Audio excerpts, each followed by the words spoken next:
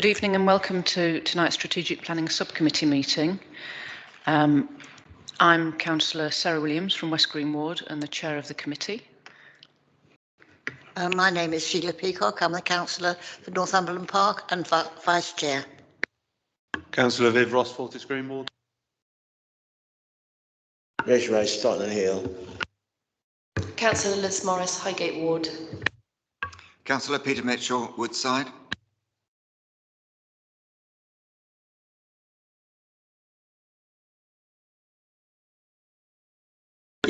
Yeah.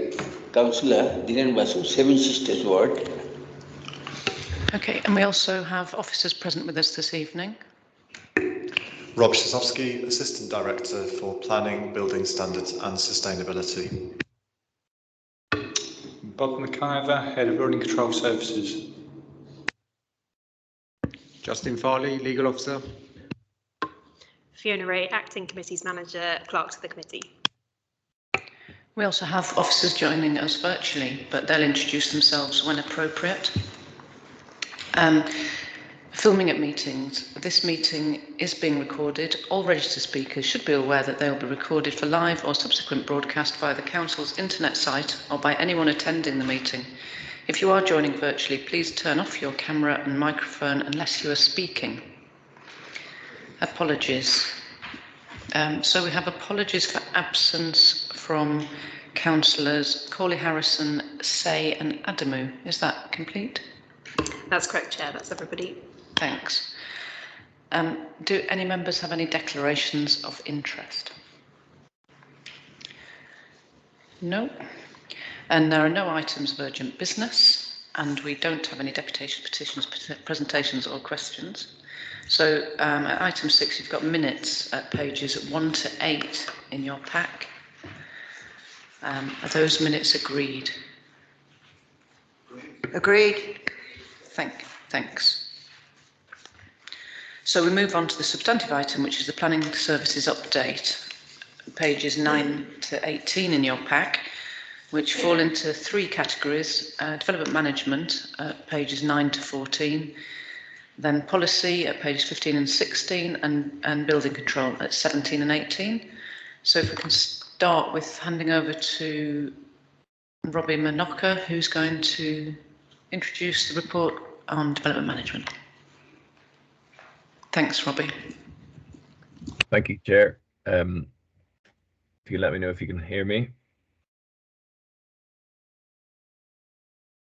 Can you hear me? Yeah. Oh. Got me now? That's great, thanks. Thank you, and good evening, everyone. Just starting on page 9 of the pack, the development management update. The headlines on the first page of that are applications have increased since the previous year by about 10%. As Olaf mentioned at the last update, performance remains good, 100% for majors, 91% for others, minors and the PSOs. And overall, skipping through to page 11, the more granular information on that performance shows high levels of that. Just to note at paragraph 5.6 that caseloads are up slightly as a result of that increase in applications, and on-hand applications in paragraph 5.7 have increased slightly, but overall managing to cope with that increase reasonably well. Just to turn to paragraph 5.9 on pre-application advice, to say that householder pre-application meetings have increased from 89 to 61 compared to last year, and that's resulted in a significant increase in income, £30,000 compared to 19 in the previous year. Moving on to paragraph 5.10, just to note that planning performance agreements income has increased significantly from 400,000 last year to over 700,000 this year. And also to note at paragraph 5.11 that the new services we introduced in April have been a success, with the fast track certificates generating £7,000 worth of income, and the fast track pre-application has been used 27 times and generated £6,000 in income. And then just moving on to the planning decisions on page 12, just to note that at paragraph 5.18, there has been another major appeal loss, which tips us over the threshold for designation. But I think when you look at the overall picture of performance, and as set out at paragraph 5.20, performance is good. So even if we were designated in the next year, we'd hope to make a strong case that our other statistics are positive, and we are a proactive council that's delivering, as the housing delivery test results show, as Bryce will touch on later. Then just quickly moving on to planning enforcement, underneath at paragraph 5.20, no significant increase in complaints this year, but notices have remained high at 56, which last year was 53, which took us into the top 5 in the country. So I think that performance will continue this year. And then just to note again that at 5.23, we've had some significant income through proceeds of crime applications. And that's everything on development management for me. Thanks. Does anyone have any questions on that? Councillor Mitchell. Thank you, Chair. Just a few points. So in paragraph 5.8, it refers to the number of applications over 26 weeks.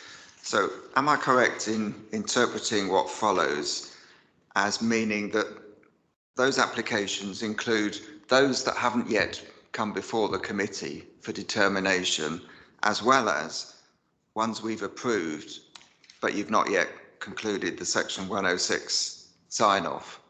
And just on that point, I mean, at planning subcommittee, when we get an update on majors, I mean, there are some approvals that appear month after month with the statement yet to conclude the section 106. It does seem to take a long time. I guess it's not all down to us on that, but perhaps you could comment.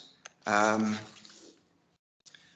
the page 512, well, this is just to point out that although it says here that we've moved to hybrid meetings, I mean, that's not for members, of course, who must be present in order to be able to vote. It's only that we have some officers appearing online. In 517, there's a figure missing, but this is about appeals lost. I mean, obviously it was less than 10% at the time, but it's not there.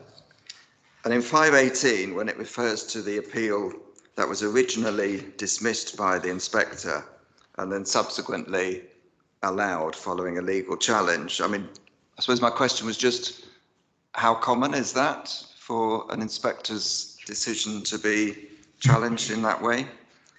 And my final point is 520, again on appeals. It says the service is doing all it can to defend these appeals, plural.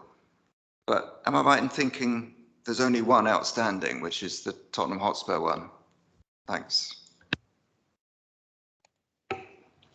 Yeah, Robbie, if you want to take those. Yes, thank you. So on the 26-week applications, there are quite a number of those that are waiting the 106 to be signed, and as you note, quite a lot of that is out of our hands. We've got one that's been around for a long time waiting on the land registry to transfer through.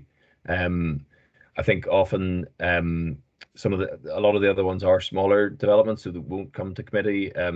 So often it's people who are inexperienced dealing with Section 106 agreements, so those things can move on and drag on. And then there are some that are in negotiation. So it's a bit of a mixed picture of applications, but we do work on that list and focus on that to try and move those on, and are doing all we can at the moment. But it's just a range of tricky applications. You're correct that yes, that the hybrid could perhaps be more explicit, just to say that councillors are in person. At 5.17, the percentage is the same as the designation. So we were at 10% with a designation threshold of 10%. So that was meant we weren't designated. And on the JR decision, that I think we felt that was fairly unfortunate. I think it showed what a marginal appeal it was, that you could have an inspector go one way and then an inspector go the other. There was a piece of evidence that had been provided that the first inspector hadn't been given. So there was a very clear grounds for legal challenge. And then when the second decision was made, there'd been another decision on that same street for a similar development that meant that the circumstances had changed ever so slightly. So it was very narrow. I think we did well to win it in the first place, and you could see that there would have also been grounds to go the other way. So that was an unfortunate set of circumstances. And yes, 520. I think the pluralisation meant these types of appeals. But yes, you're right that there only is one potentially that we could defend at the moment. Okay. Thanks. I was just wondering on the point about hybrid meetings, whether it would be worth making a note that only applied to officers and not members. Yeah, we will correct that for next time. Thanks. Any other questions? Oh yeah, Councillor Morris. Yeah, thank you. So Robbie, on 5.9, and apologies, I didn't quite catch your point about that, but there have been more applications, pre-application meetings this year, but the income is lower. So I was just trying to understand that. For 5.3, granted they're just minor, really, but there's been an increase in the decision, the days to make decisions on minor and other applications. I was just interested in some background on that. And I don't know whether this is the right forum, but I know that the planning department has lost 2 officers recently, and I was just wondering, Roland Sheldon and Lawrence Ackrell, who I know do a lot of work in the west of the borough. So I was just wondering how that was affecting caseloads for remaining officers and what the plans were to replace them. Thank you. Okay, Robbie. Yes, thank you. Yes, at 5.9, that is correct that we have had more of the pre-application meetings for less income. I think that reflects 2 things: that the sort of COVID uncertainty has meant some of the larger pre-applications haven't come this year, but also a lot of them have gone straight to planning performance agreements. So that's why the income is so much higher there. So that's the reason for that. And the increase in time decisions has been a couple of factors. Some of that has been officers being more stretched and having to take slightly longer to make decisions with that sort of bulge of applications we had that's taken us sort of 10% up on last year. But also more applications needing Section 106s to capture things like carbon offsetting contributions can stretch that out a bit longer. And also if you do clear older cases, it skews the figures. So most are generally decided on 56 days, the statutory target. And yes, we have lost 2 officers, and recruitment is ongoing for that. So we have an advert out that has just closed yesterday, and we'll be moving to shortlisting and interviewing in the next few weeks. Thanks. Okay. Any other questions? Yeah, Councillor Peacock. I'm interested in 5.11. I was wondering if you have, it says New Express Household and Written Advice and Fast Track Certificate. Do you have any booklets or anything like that that I can take to people that give me questions about it and I can't answer them? So are there any leaflets about it? How to do the fast track applications? Sure. We don't have anything. It is publicised on our website at the moment. So I can send you a link. That's probably the only place that holds that information. It's an interesting suggestion and something I'm considering of having a sort of a pack that we can provide to people to understand the services we offer and sort of bringing all that together in one place. So it may be something that you see coming in the next year. Great, thanks. If there aren't any more questions, then we can move on to the policy bit, which is at page 15. Do you want to introduce the report, please, Bryce, and maybe introduce yourself? Unfortunately, I didn't ask Robbie to do that. Thank you, Chair. Bryce Tubble, Interim Head of Planning Policy, Transport and Infrastructure. So I'll just give you a quick summary of the Planning Policy and Infrastructure summary, which is at pages 15 and 16 of your pack. So first up, there's a short update on the new local plan that's being prepared at the moment. The key update to be aware of at the moment is that we're aiming to consult on a draft local plan in the summer of this year. There's a couple of key strands we're working on at the moment. The first one is around engagement and continuing to ensure we have broad engagement around the new plan. A key aspect of that is our use of the new local plan member working group to inform the emerging plan. So that working group met 4 times towards the end of 2021 and we'll be shortly setting up some meetings for later in the spring in that regard with a more place-based, sites-based focus.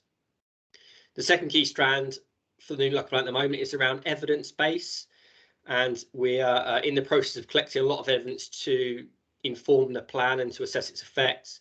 So there's a table in there setting out where we're at with the evidence base, but in short, we've completed a number of key bits of evidence-based work around housing needs, employment need and retail need. And we're just looking to finish off a couple of bits of evidence base in the next few months around flood risk in the borough and also in relation to viability of development and the impacts of that on what we can ask for through the planning system. In terms of other planning policy work streams, there's been quite a few key milestones since I last reported to this committee. So I'll take the community infrastructure levy first. So around 5 years ago, we started a partial review of our current sealed charging schedule. That's now at quite an advanced stage. So in September of last year, we submitted our charging schedule, revised charging schedule for examination. And if you recall, that proposes to increase rates for residential uses in the east of the borough only. So that was submitted for examination in September. In November, we received a series of questions from the examiner and we submitted a series of responses, all of which are set out on our website. Subsequently, the examiner informed us that there would be no public hearing to be held as part of the examination, so it would all be done in writing. At the moment, we are awaiting a report imminently from the examiner of that sealed charging schedule, which will inform us whether or not that has been found sound. You've also received a number of updates on the North London Waste Plan over the last few years. Again, that's another thing which has taken quite a long time and is at a very advanced stage. In October of last year, we received the inspector's report on the North London Waste Plan. So this is quite a key milestone for that plan. And the inspector's report confirmed that subject to main modifications, the North London Waste Plan was legally compliant and sound, which is a really good result. And the inspector recommended that we can now proceed to adopt that. So in the next 3 to 6 months, all of the North London boroughs who are involved with the waste plan, so 6 in total, will be looking to get that plan adopted. And in the future, there'll be a more detailed paper which comes to this committee in relation to the North London Waste Plan. You may also have seen in the news some updates in relation to the Environment Bill. So again, it was a bill for a long time, but that received royal assent in November, so that's now an act. Now, a key provision within the Environment Act is a requirement for new developments to deliver biodiversity net gain. So it's a 10% biodiversity net gain. It's going to be required from 2023. So there'll be quite a lot of work for the council to do, the policies team together with the parks team, about how we can deliver that net gain. You also may be aware that there is a government consultation open at the moment in relation to biodiversity net gain, and specifically about how that is implemented. So the planning policy team will be leading on response to that in the next month or so. You may also be aware that the government published its 2021 housing delivery test measurement in the middle of January. This was quite a important milestone for the council. So our result this year was 75%, which is a significant improvement on our 2020 measurement of 60%. And because we reached a 75% threshold this year, the effect of our housing delivery test measurement is that we are no longer subject to the presumption in favour of development. And this is really important because it means that once again, we can give maximum weight to our own development plan when making planning decisions. Although, to note, we only reached 75% of the target, so we are still a little bit short of where the government expects us to be in terms of housing delivery. And as a result, we still have to provide a 20% buffer on our 5-year housing land supply, which effectively means we need to provide a 6-year housing land supply. And we also need to prepare another housing delivery test action plan, which we've done in the 2 previous years. You also might have spotted that we've published our authority monitoring report for 2019-2020. So you can find that on our website and read that at your leisure.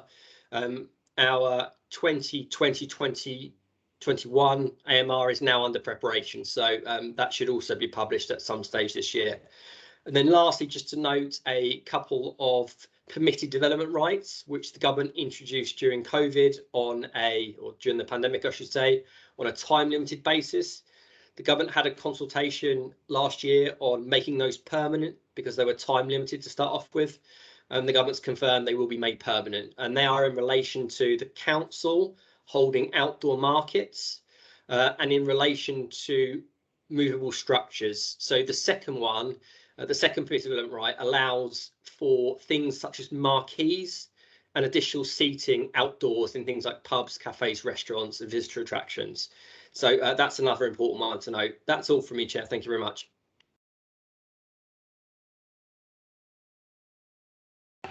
Thank you. I'll start with Councillor Ross, please. Thank you, Chair. 2 questions. One is on the SIL and the changes in the rates, and you said the inspector is not going to hold a public hearing. Is that a good sign? Does that mean that he more or less agrees with what we want to do? Or is that just normal and they don't normally hold public hearings? And my second question is about, in 530, about the North London Waste Plan. You said that that will be published or presented to this committee in due course. Can I ask when will that be? And secondly, does this affect the brouhaha about the incinerator, excuse me, or is this completely separate, and so it's not an update on the need for the incinerator that goes back to 2016, I think, or is it completely separate? Thank you. Thank you, Councillor. So first of all, in relation to the SIL examination and the fact there's no public hearing, I think generally that's a good sign. So the inspector feels comfortable with the issues. I think the fact that there is no public hearing is largely because there were only a small number of representors to the draft charging schedule, and they declined to make their representations heard at examination. So they were given the option by the inspector and they opted not to take that opportunity up. So the inspector feels comfortable that he can write his report with the evidence available to him at the moment, which he's received in writing. On the second point around the North London Waste Plan, So yes, that's correct. That will be coming to this committee at some stage in the future. At the moment, I don't have a date for you. It's likely to be in the spring or the early summer. You raised an important point around the incinerator. When that report does come to you, it will make clear the important differences between the North London Waste Plan, which is being produced by local authorities and is effectively a land use plan. And it's going to make clear that the North London Waste Authority, which is leading on a proposal for the incinerator, is a largely separate issue. So yes, the North London Waste Plan does make some reference to potential future development on the incinerator site, which is within Enfield, but the North London Waste Plan does not rely on any proposal on that site to deliver the strategy within the plan.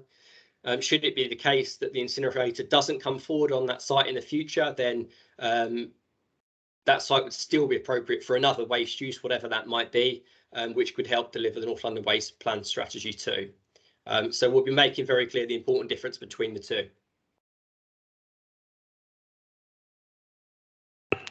Thanks. Councillor Rice. Good evening, Chair. Because just on the issue of the North London Waste Authority, recently there's been quite a lot of fuss about it at committee and council. But whose responsibility is it to report to the council about the North London Waste Authority? It's a very important thing. We hardly ever get anything from one year to another about it, except there's something that goes terribly wrong. There must be an obligation placed on some individual within the authority to report on a fairly regular basis about what goes on with the North London Waste Authority and what spins off into the North London Waste Plan. At 5.32, you talk about housing delivery. Can I ask, how many houses have planning permission been given for this year? How many have been completed? And how many have been sort of half completed, start but not completed?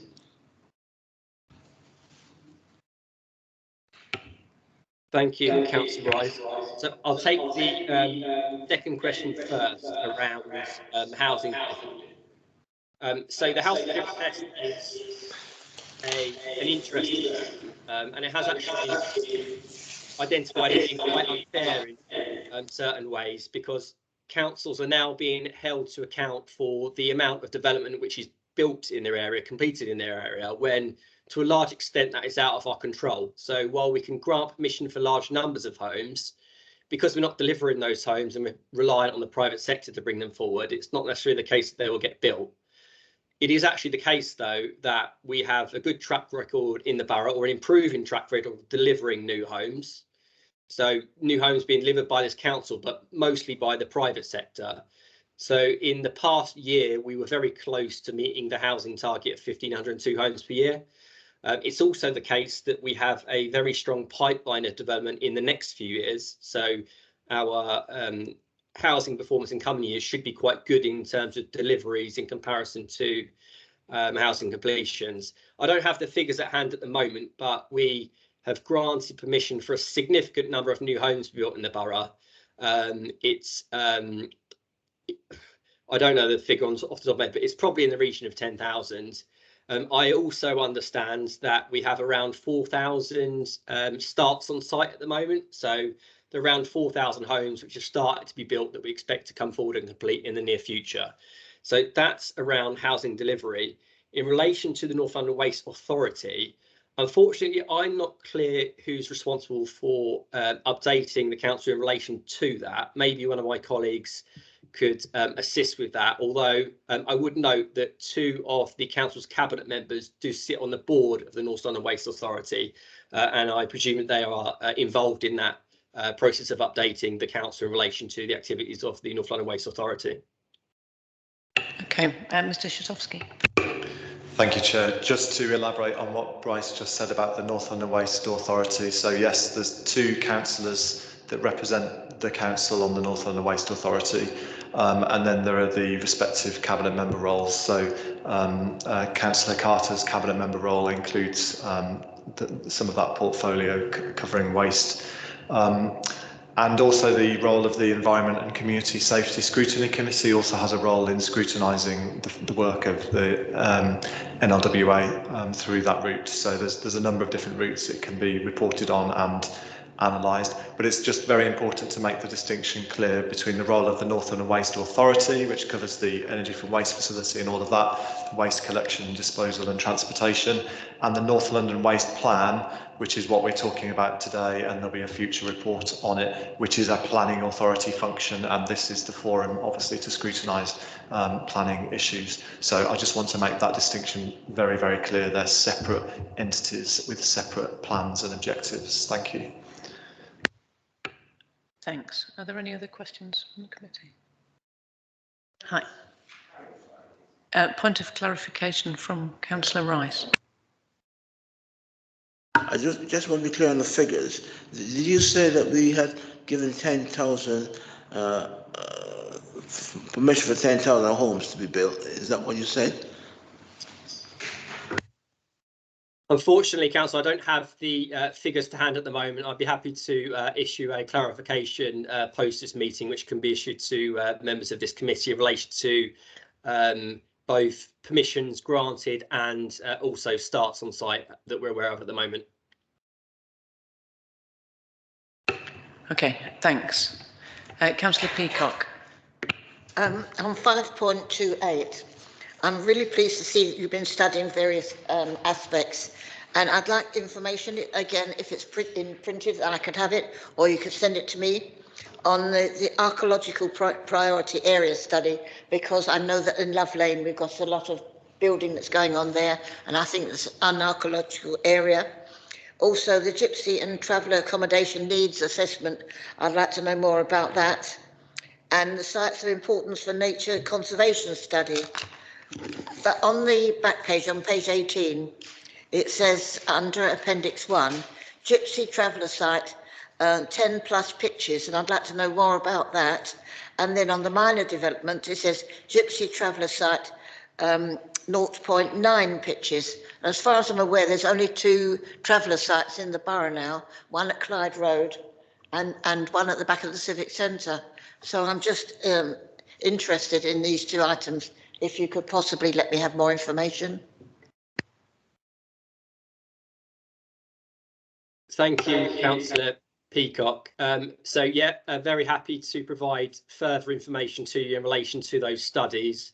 I would add that further information will be on its way to in due course, since you're part of the Local Plan member working group. So there'll be an opportunity to discuss those studies and what they mean for the local plan in a bit more detail there. You are correct. There are only 2 Gypsy and Traveller sites in the borough. The information which is provided on page 18 of the pack, as I understand it, is definitions of categories of development. So those are just categories of development, and it's separate from what we actually have in the borough, which you're correct, we only have 2 sites.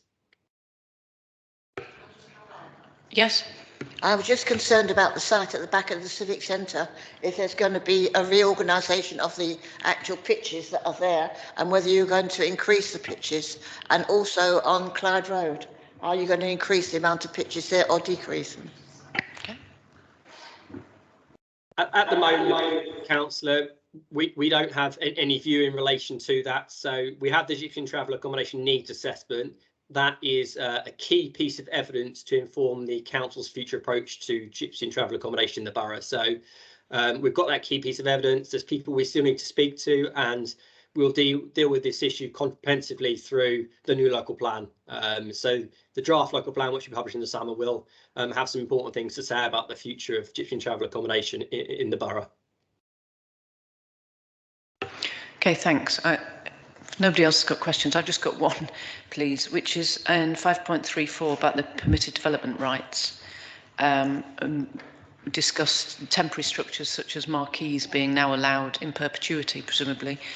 I'm just wondering about the safety of those structures, and in the paragraph you start introduction of limitations and conditions to address any impacts. Would that would that be included? Would these structures now be subject to safety legislation of some sort? I think the answer is, Councillor. So we did submit a consultation response when the government consulted on making these time-limited permitted development rights permanent. And we spoke with colleagues in development management, in enforcement and elsewhere in the council, and we did raise a number of legitimate points in our consultation response about why it may not be the best idea to make that permitted development right permanent, having regard to the fact that we know that these structures are having impacts on particularly neighbours of these sorts of places, pubs, bars, restaurants, etc. So we did identify a number of concerns. I don't think the government's gone as far as we would have liked it to do in terms of addressing those concerns. There are some safeguards in there now.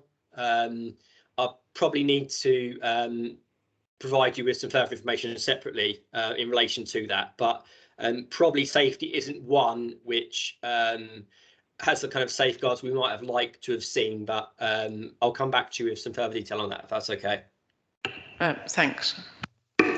Just to help with that, which might negate the need for further detail, on the safety of structures, I understand licensing does have some role. So if it's like a marquee in a beer garden or something like that, I think licensing have a role in some of the safety measures around that. So whilst it wouldn't be a planning requirement, there are licensing restrictions around pubs and other venues like that. So I think they cover some elements of safety just to help fill that gap. Thanks. Okay, thanks. And Mr. Farley, you'd like to come in on the Environment Act, I believe. Thank you, Chair. Members, not to add much, paragraph 5.31 really does explain where we're at. As is identified, we're out to consultation, but the only thing I want you to take away is that biodiversity gain is not new. Currently, it's contained within policy. So that basically means you have to balance that with all of the other policies when coming to a conclusion. Once it becomes law, it's taken out of policy and there's a requirement for them to demonstrate and provide. So there will no balancing exercise that will need to be taken place. So it will strengthen what currently exists in kind of like our policy regime, but that will be a standalone requirement, whereas at the moment there is a requirement to balance all of the policies. Thanks for that clarification. Councillor Peacock, you wanted to? I don't want to ask a question on that. I want to ask a question of Bob McIver. Is that we're about to go to that next. Ah, okay. Yeah. Okay. So if there's no more questions on the planning policy, we'll move on to the building control report, and over to you, Mr. McIver. Thank you, Chair. Building control has continued to show a good recovery after the last full year. So far, applications are up, mirror what we heard from Robbie earlier in terms of development management. Although I should hasten to say that those applications do include a lot of home to Harringay applications for works that they are doing on their properties, including roofing and fire safety works. Fees are also showing a good recovery. Site visits still are up as well, and interestingly our market share is up, but that's a little bit swayed by the home to Harringay work that we've had.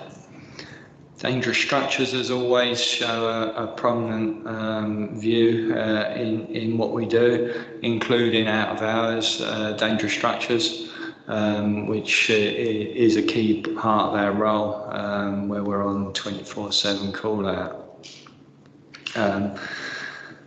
There's been a couple of significant call outs out of hours where we've had to call out our out of hours dangerous structure contractor to remove the danger, which was carried out no problem at all. And the proactive piece of work that we were doing with regard to masonry falling in Green Lanes, Crouch End and Muswell Hill continues. Whilst we've had some responses, we've had an awful lot of no response. So we're moving to a plan B, if you like, where surveyors will start to go out and review the areas where we feel it looks particularly bad from ground level. Then we go through to doing a land search and actually writing to people and putting them on warning to carry out works direct. A lot of our time is taken up watching what's happening in Parliament at the moment, with the Building Safety Bill progressing through the House of Commons. It's now into the Lords, and its second reading in the Lords is on Wednesday this week, and they're pushing it hard to get royal assent, hopefully by Easter. So it's being pushed very hard. And not only are we keeping one eye on that, the department has also issued a vast array of new approved documents and new regulations for us, which come into force in June of this year. With one eye on the building safety regulator and also one eye on the increased workload, we've been reviewing our staffing. And you'd be pleased to know we've got one of the two apprentices are in post, and she's doing really well. And I'm just about to start the work towards getting the second apprentice as well as looking at the makeup of building control going forward. It's probably worth just commenting on the fact, and it's in the report on 5.38, that part of the Building Safety Bill will require building control to be licensed by the Building Safety Regulator. And part of that means that every single surveyor within building control has to be licensed in their own right. Part of that licensing process, they have to demonstrate competency. So again, that's a piece of work we're undertaking now. Thank you, Chair. Thank you. So I saw Councillor Peacock first. Thanks. Thank you. Bob, on 5.36, dangerous structures, I've been in contact over various months about a premises in Caduxton Avenue, where they got permission to demolish the building and build again a larger building, and it goes down into the basement. This has created terrible cracks in the houses next door and the one after that. And I've been a witness to the cracks, which are progressing. And because they haven't got your department as an inspector to go there, I think there's an added problem that. And also a part of the planning application, we refuse them permission to build a construction in the garden to work from. So that's creating a lot of trouble for the people, as I said, in the house, two houses away. Also, there seems to be in the area of Caduxton and around there, more and more houses are now getting permission to build basements. And so the people in the houses directly opposite, and I think it's 26 and 22, are really, really concerned that if another house gets a permission to build a basement, it will make similar cracks to the house over the road. And the cracks are really, really extensive. They go right up from the floor, from the ground floor, right up to the bathroom on the first floor, and the cracks go up and across, and it's really bad. And the lady is a recent widow, and she's really upset about it and doesn't know how to proceed. So don't know if it's possible for you to get someone to come along and have another look. It's not possible. I can see you shaking your head, but I don't know what to do. I don't know how to advise them. It's really, really very worrying. Thanks. Councillor Beaker. Unfortunately, we're seeing a lot of that. A lot of people now are creating basements, and particularly down in that part of the world where they're undertaking basements. A lot of those we don't get to inspect. It goes to private building control bodies. But it's not necessarily about the inspection, it's about the quality of workmanship. Basements are very difficult to do. It's not an easy task. It's hard enough to build an extension or a loft conversion, but to dig under a house that's already there, it's very, very difficult. The one thing I would advise you to advise her, and she must have done it already, is contact her buildings insurers. They will give her advice, they will help her out, because they will be protecting their own interests as well. So yeah, ask her if she has done so.